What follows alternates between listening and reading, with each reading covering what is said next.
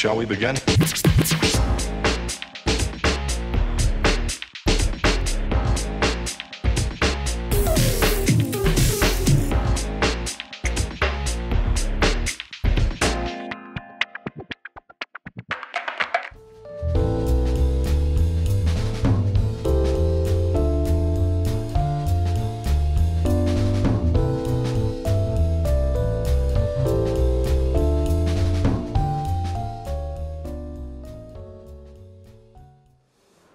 J'ai commencé le hockey à 6 ans à Grenoble. En fait, mon frère avait commencé avant moi et puis j'ai un peu suivi son chemin. Mon père avait regardé les JO de Grenoble en 68. Il avait beaucoup aimé ce sport. On avait une équipe professionnelle à Grenoble.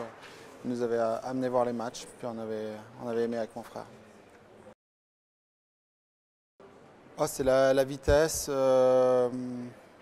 L'esprit d'équipe et aussi le fait que ce soit un sport un peu à part. Ouais, je regardais les gardiens de l'équipe première, Jean-Marc Jean. Ensuite, il y a eu la NHL qui a été un peu plus visible. Il y avait Patrick Roy, Dominique Hasek. Forcément le travail, mais c'est vrai que je partais assez de loin. Les années 90 en France, la préparation physique, des choses comme ça, c'est des choses que je me suis rendu compte qui étaient importantes. Mais je pense que j'ai toujours aimé ce sport, donc j'étais souvent le premier en Suisse, ou quand je suis arrivé aux États-Unis, ça recommençait à zéro. J'étais le premier sur la glace, et puis tant qu'on ne me disait pas de sortir, je ne sortais pas. Donc j'ai bien fait attention à être perçu et à être la personne qui travaillait le plus, enfin le gardien qui travaillait le plus, en tout cas sur la glace.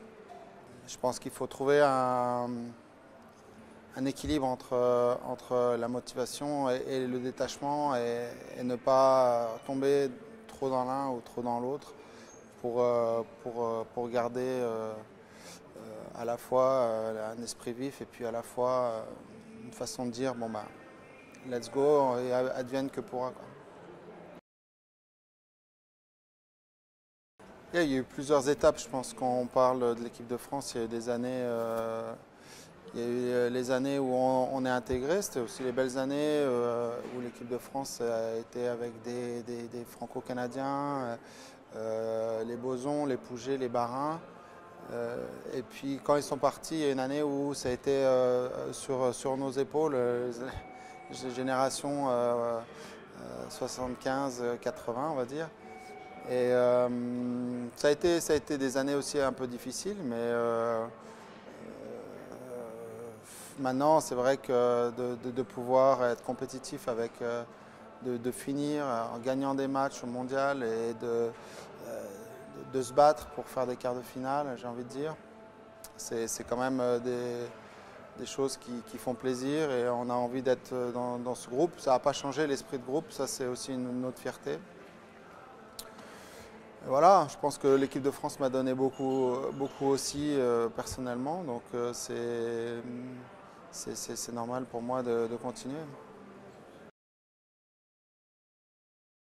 Ça, c'est un message qui a été très transmis par justement les Bozons, les Pouget, les Barins et les Pérez, le Moine, j'en oublie, mais notre groupe a toujours vécu très bien et grâce à ça, on s'est sorti souvent de situations un peu délicates.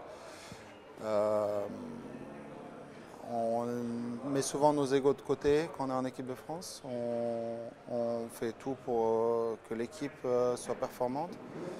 Et comparé à d'autres nations qui arrivent un peu comme ça, avec des joueurs supérieurs à nous souvent, qui arrivent comme ça, on passe l'épaule contre des nations comme ça, parce que notre groupe est plus fort et ça s'est transmis comme ça. Nous, on essaye de le transmettre aussi. Je pense que ça passe bien et que après nous, ça continuera.